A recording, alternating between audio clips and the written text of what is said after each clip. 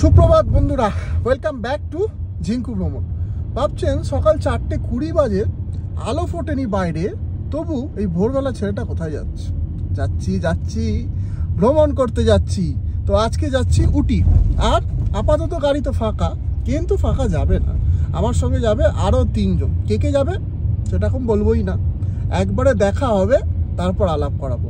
তো এখন যাচ্ছি তাদেরকে পিক আপ করতে, সবাইকে পিক আপ করে নিয়ে তারপর আলাপ পর্বটা সেরে নেবো। So let's start.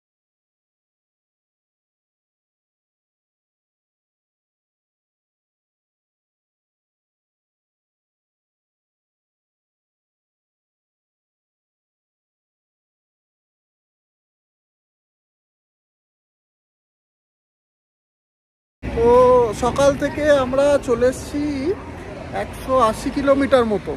কেন না ক্যামেরা তুলতে ইচ্ছা হয়নি, কারণ মাইসোর রোড ধরে এসেছি।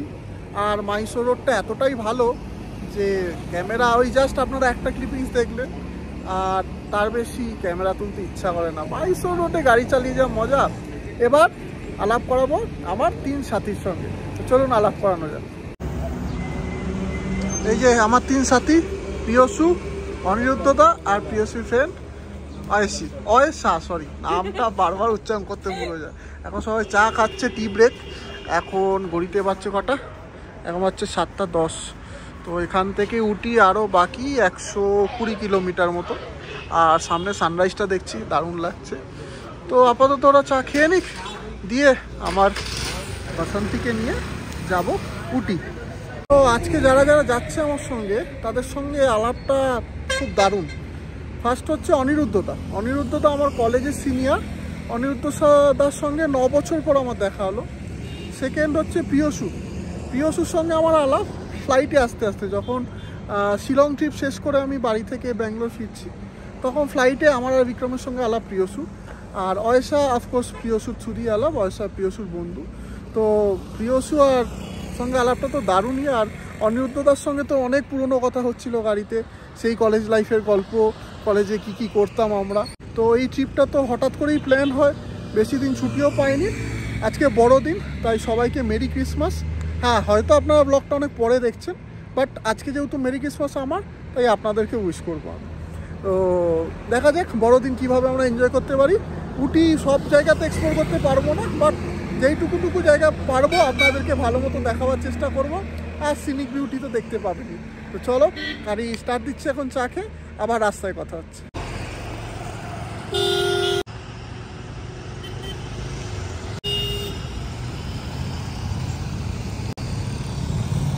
সামনে বিয়ের গাড়ি যাচ্ছে, গাড়িগুলো দেখে প্রিয়সুর বিয়ে করতে ইচ্ছা করছে। প্রিয়সু করবি নাকি? দেখ এখনই চড়িয়ে দেবো গাড়িতে। সামনে ওই তো আছে, দেখ ঘোড়ার কোলেই তোকে বসিয়ে দেবো, বিয়ে করে চলে যাবে।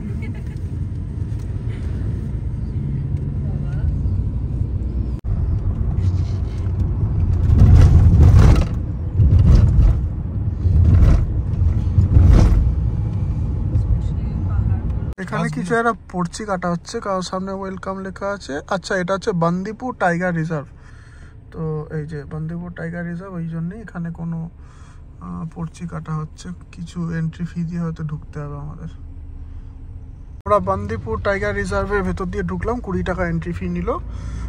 এখানটা পুরো জঙ্গলমহল, আমাদের পাতি ওয়েস্ট বেঙ্গলের ভাষায় বললে জঙ্গলমহল। তো ভিউগুলো খুব সুন্দর। আর ভাগ্য ভালো থাকলে টাইগার দেখতে পাবো, বাট এই সকালবেলা কোনো টাইগারই আসবে না আমাদের দেখা দিতে। আমরা নিজেরাই টাইগার এখন যাচ্ছি। আমরা হরিণ দেখতে পেয়েছি, এই যে এখানে হরিণ হেঁটে যাচ্ছে। বাঘ না দেখতে পাই, হরিণ পেয়েছি।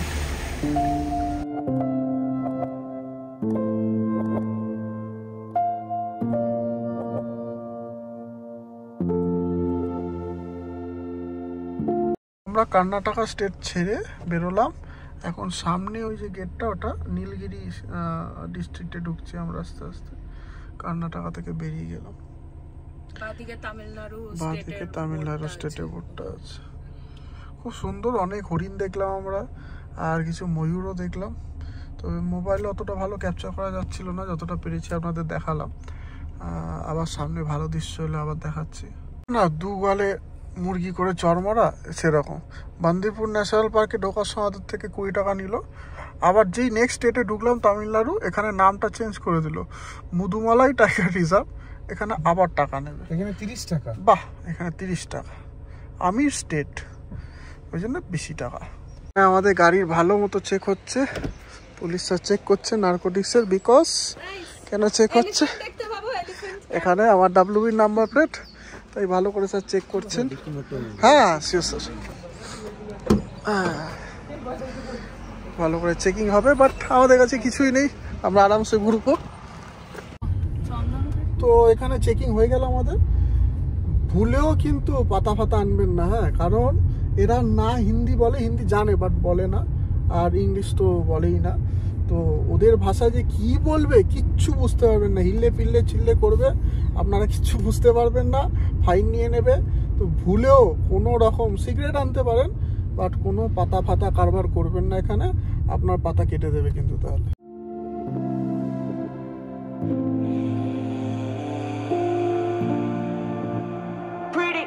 Últimamente nuestras charlas son comparecencias, un pasito más para la indulgencia. Un abogado por si acaso, y si el juez está de paso termina dictaminando la sentencia. Salimos presuntos de inocencia. Pasito para atrás por si nos arrepentimos. Si nadie es culpable, pues culpamos al destino con el...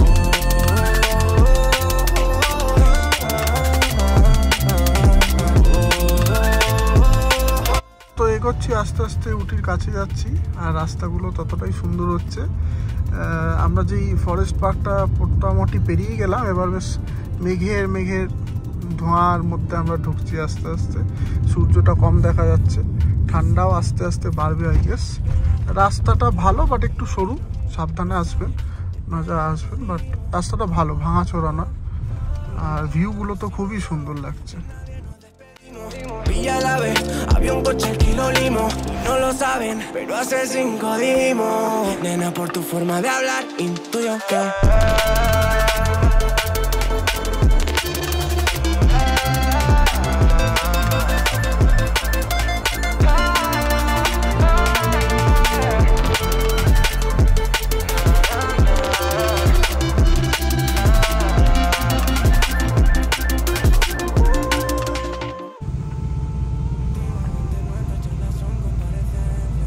যত উপরে যাচ্ছি আস্তে আস্তে মেঘটা পুরো গাড়ির মধ্যে দিয়ে যেন পাস করছে, দারুণ লাগছে।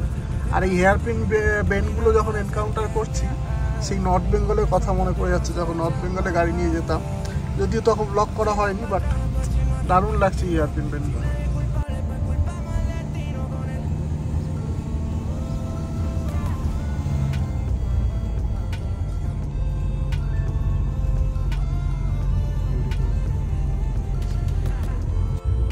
যারা এই পাহাড়ে ঘুরতে আসবেন, জল বেশি করে খাবেন, কিন্তু বারবার বলছি নিজেকে হাইড্রেটেড রাখবেন সবসময়, এটা আমি বলেছি। এখন পয়সা জল খাচ্ছে সঙ্গে সঙ্গে, জল বেশি করে খান, কারণ অল্টিটিউড চেঞ্জ হয়, জল বেশি না খেলে কিন্তু প্রবলেম হবে। তো আমরা এখন অলমোস্ট উটি ঢুকে গেছি, এখন যাচ্ছি টি এস্টেটে। টি এস্টেট যাওয়ার পথে আমরা কিছু খেয়ে নেব, সবার খিদে পেয়েছে, দিয়ে টি এস্টেটে গিয়ে আপনাদের সুন্দর সুন্দর টি এস্টেট দেখাই। তো ওই জন্য বলে না যে ওয়েদার 1 সেকেন্ডে সব বদলে দিতে পারে। এতক্ষণ পরেছিলাম জ্যাকেট, আর এখন রেনকোট, সরি এখন রেনকোট। আমরা দুজনে সেম কলেজে পড়তাম, দুজনেই রেনকোট এনেছি, আর এদেরকে দেখুন জ্যাকেট পরে ঘুরে বেড়াচ্ছে। তো এটা এসছি আমরা টি এস্টেটে, উটি টি এস্টেট। তো চলো এবার ভিউটা দেখাই।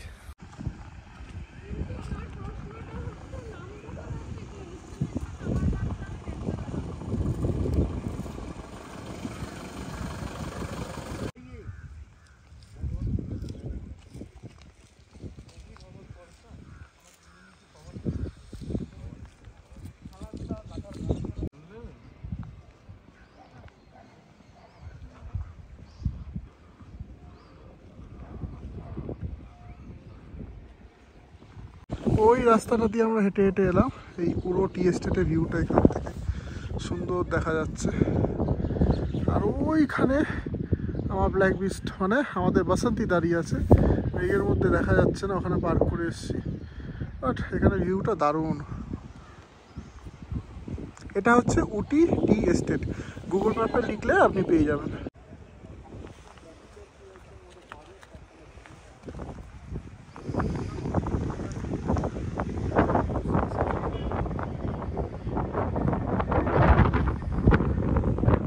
আমরা এখন হায়দ্রাবাদি বিরিয়ানি হাউসে উটিতে খেতে এসেছি। খাবারের পরিমাণ তো খুব ভালো, খাবার কোয়ালিটি কেমন সেটা খেয়ে জানাতে পারবো। এটা বিরিয়ানি, এটা রায়তা, 4 প্লেট বিরিয়ানি খাবো। সো লাঞ্চ কমপ্লিট, খাবার খুব ভালো ছিল, টেস্ট জাস্ট অসম, খুব ভালো। মানে কলকাতার বিরিয়ানি টেস্ট নয়, বাট ব্যাঙ্গালোরে যে বিরিয়ানি খাই তার চেয়ে অনেক ভালো।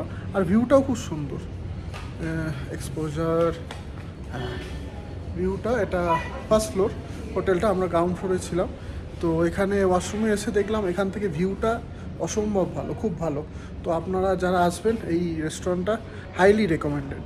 সো লাঞ্চ কমপ্লিট, এখন যাচ্ছি বোটানিক্যাল গার্ডেনে। বোটানিক্যাল গার্ডেনে এখানে পার্কিং করতে পাক্কা 100 টাকা লাগলো। এবার বোটানিক্যাল গার্ডেন ঢুকতে কত লাগে দেখি। এই আমরা বোটানিক্যাল গার্ডেনে ঢুকলাম। এখানে এন্ট্রি ফি অ্যাডাল্টসদের জন্য 50 রুপিস পার হেড আর বাচ্চাদের জন্য 30 রুপিস পার হেড। তো এবার ভেতরে ঢুকে যাই আমরা।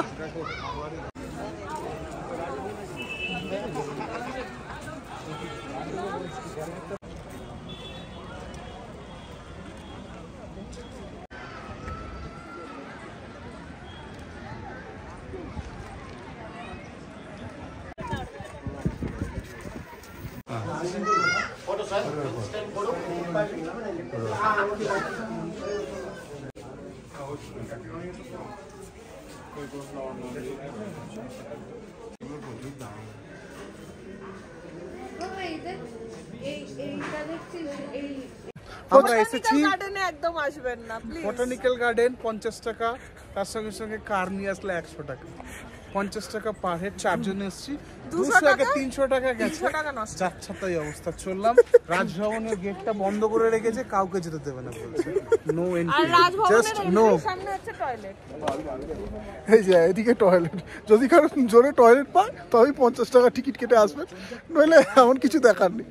প্রপার মার্কিং নেই, বাট যতদূর আমি জানি এটাই জাপানিজ গার্ডেন, দিয়ে এটা লোয়ার গার্ডেন এদিকটা, আর ওদিকটা আপার গার্ডেন। বাট আমি ভুল হতেও পারি, যদি আমি ভুল হই কমেন্ট সেকশানে লিখে আমার ভুল শুধরে দিন। But not worth it. 50 টাকা দিয়ে পার হেড ঢুকে গাড়ি নিয়ে এলে আরও 100 টাকা, ফাউন্টেনটাও বন্ধ, নোংরা, মানে ওই জাস্ট একবার আসা ঠিক আছে, বাট ওয়ার্থ না। আপনারা উঠে এসে অন্য জায়গায় ঘুরলে ভালো করবেন, এখানে আসা মানে সময় নষ্ট, যেমন আমাদের হচ্ছে। ম্যাঙ্গো পন্ড, এখানে জল থেকে আম বেরিয়ে আসে। না না, এরকম ভাববেন না, এরকম কিছু নয়। এটা ম্যাঙ্গো পন্ড, নাম কেন আমি জানি না, বাট যেটা আছে সেটাই। এটা ম্যাঙ্গো পন্ড, কিন্তু আমাদের মনে হচ্ছে পানা পন্ড।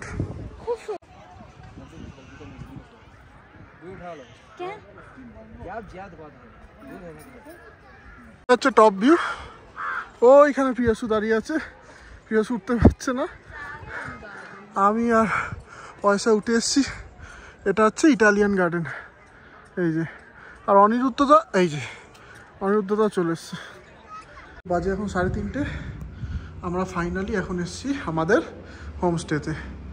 এই যে আমাদের হোমস্টে, বাইরে থেকে একদম ভক্তি লাগেনি, বা ভেতরটা ভালো মনে হচ্ছে। ভেতরে গিয়ে কথা হচ্ছে। এন্ট্রান্স, এখানে ড্রয়িং রুম টাইপ অফ আছে একটা,